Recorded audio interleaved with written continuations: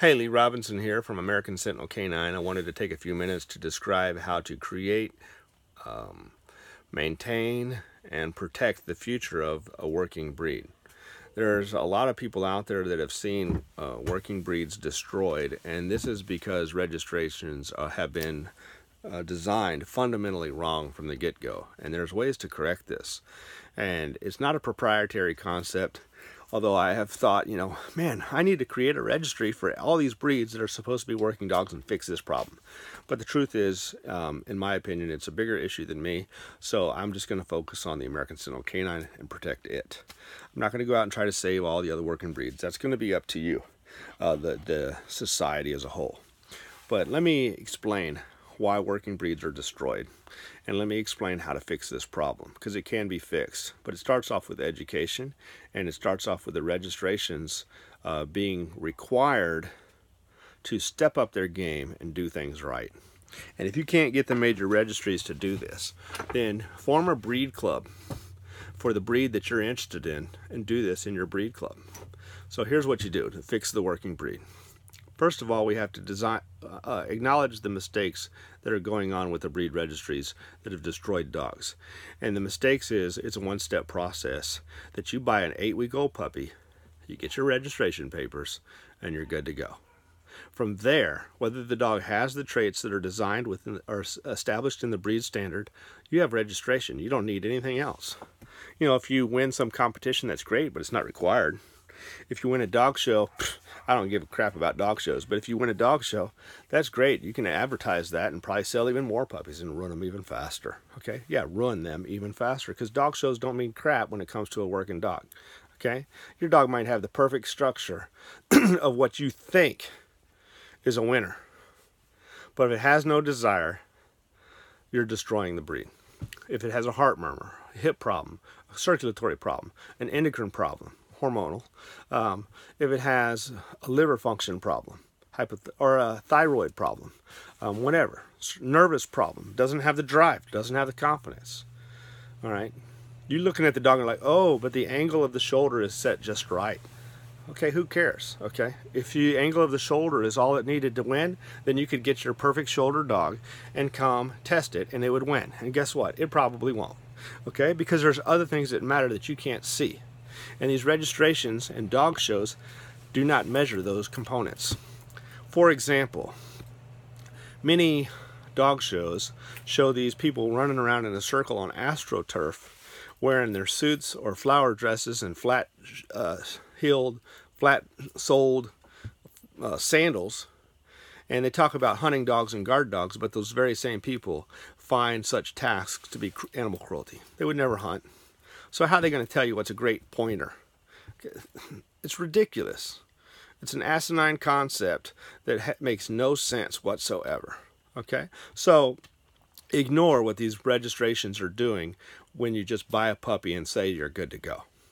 They're just destroying breeds. And in the 70s, it happened with the Doberman Pinscher. I was a little kid back in the 70s. I was born in, just barely before that. I'm not going to get into my birth date. I don't like that information out there.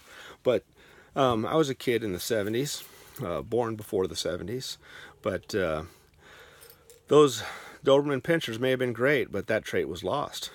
People were attracted to the Doberman Pinscher because of the things it could do, but then the people, after they were attracted, these were just regular people in society. These were not working breed enthusiasts. And so what happened is they had Fifi, and they wanted to breed Fifi or Fluffy with Marshmallow down the street, and next thing you know, you get something that can't live up to what its ancestors did. But ooh, it was great because their great-great-great-great-grandfather one time stopped a criminal at Joe Bob's house down the street. Okay, but that doesn't have anything to do with your dog. Nothing.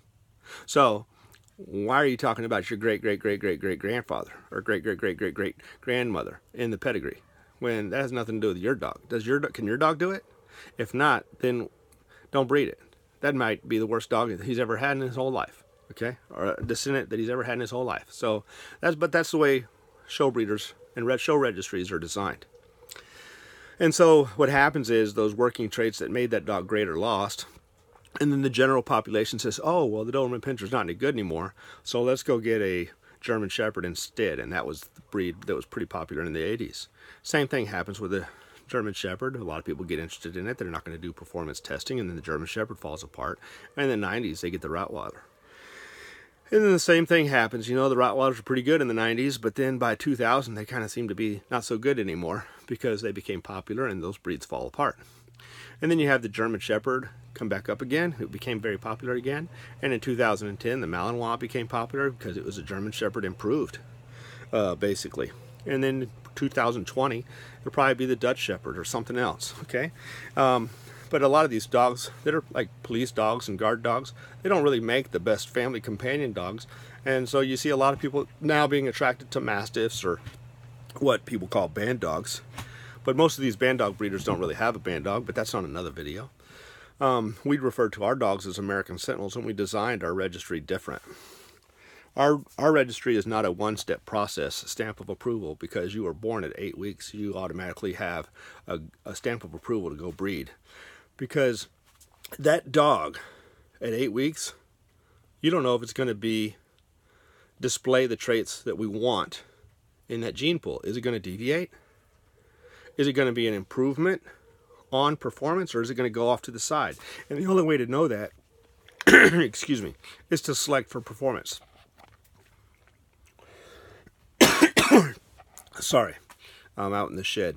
But so we have to improve or select for performance. And most people aren't going to understand Hardy-Weinberg equilibrium equation and genetic drift and genotype and phenotype and how to look for alleles in a population. They don't even know how to understand the genotype of an individual and how it determines the phenotype of an individual, much less the genetic drift of a population in Hardy-Weinberg equilibrium and trying to determine the allelic frequency in a population. They don't know how to do that. And if they did, it would be very beneficial to their breeding program if you had performance selection combined with knowledge. But very few breeders know how to do that. So if you don't know how to do that, that's okay. You can still have a lot of success if you stick to a keep it simple philosophy. All right, complexity and knowledge is a benefit. Anybody that says it isn't, they don't know what they're talking about, okay? Understanding how genetics work is a huge benefit, but you can get most of your success by having a really good establishment of the fundamentals. And the fundamentals is, you know, the basics. You'll get 90% of the success of anybody out there by really just testing the dogs hard and finding which traits win and breed the individuals that express those traits. That will improve the allelic frequency of the performance traits in the gene pool. And if you know how to do more than that by measuring things, great. But if you don't, stick to that and you'll have a lot of success. But then turn your registry into a 2-tier process instead of a 1-tier process. Pups are born good to go according to the show breeders, according to the major registries, and according to a soft society that doesn't understand working dogs. But to a organization that wants to improve working dogs, you need to convert that 1-step process into a 2-step process. When pups are born, yes, they're registered because they had working parents, the same as wild game. A cheetah, when it gives birth, the babies are cheetahs, but those cheetahs that are born, they do not have the rights to breed. Not until they display their performance. They have to be able to catch that gazelle. And it doesn't matter if the cheetah has 3 legs or 5 legs or 4 legs. The cheetah has to be able to catch the gazelle. That's what matters. And stick bugs come out looking like sticks, because if you don't have speed, you might need camouflage. So whatever trait it is that's out there that leads to success, great. That's what performance trait breeders are looking for. That's not what show breeders are looking for. They have this God complex to think that they can look at an animal and determine if it will be successful or not. Okay? Now, there's a degree that you can do that to some degree if what you're looking at is not phenotype. Not just structural phenotype, not morphology. You're not going to determine success by looking at the morphology of an animal. You can look at what looks good, but if looks good always worked, why are you afraid to test your good-looking dog? Will it be beaten by an ugly dog? You want to know which dog is best on a working dogs program? Find the ugliest dog there. Ask him, what do they think of that dog? Is that breeding stock? If so, that's probably the best working dog they've got, because nobody likes an ugly dog. Okay, everybody wants a good-looking dog. So if that ugly dog that's in the back is an old dog that they've had for 5, 10 years, guarantee you that's going to be a solid dog. I shouldn't say guarantee. Odds are that dog's got some traits that leads to its success, especially if it's in their breeding program, and this is a strong, solid breeding program. All right, we're not talking about some Yahoo. We're talking about a knowledgeable breeder. Okay, so how do you make it a two-step process? You copy what does in nature. Cheetah has pups, too many pups. They have to fight for resources. But before they fighting for resources is the third step. Before they fight, we have to realize the second step.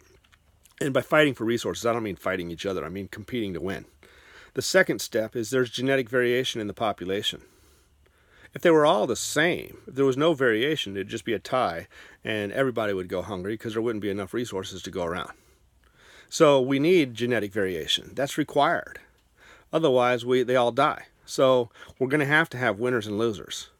And that's when they compete for resources in nature. But in domestication, we don't compete for resources. We compete for service. Whoever serves me the best wins. If you're a chicken farmer and you're raising eggs, not broilers, but if you're raising eggs and you have a chicken that doesn't lay very many eggs, you got to change that chicken's name to chicken soup and cull it from the population. So overproduction of offspring, that doesn't mean we're a puppy mill. Every breeding we do has a purpose to improve the future generations.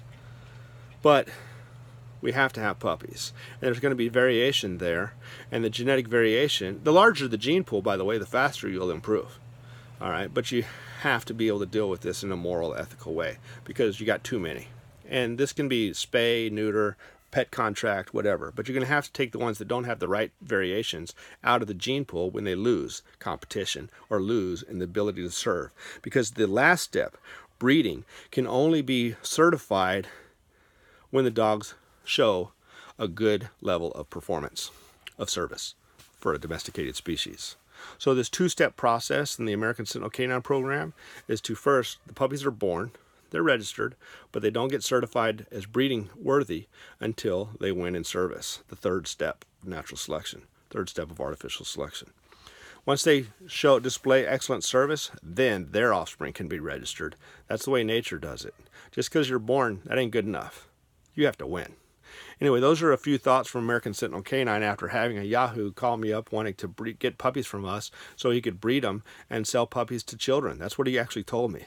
I said, no, I've got 28 years invested in this, 18 years as a breeder and 10 years of education, more than half of my life. No matter how much money you give me, I'm not going to throw away what I've invested in, which is the protection of the working dog. All right, I actually breed protection dogs. And I like that because my family is important. And I want to see them continue to exist. So I need to protect my work. If you're not interested in doing the work, don't breed. Anyway, American Sentinel K9, have a blessed day.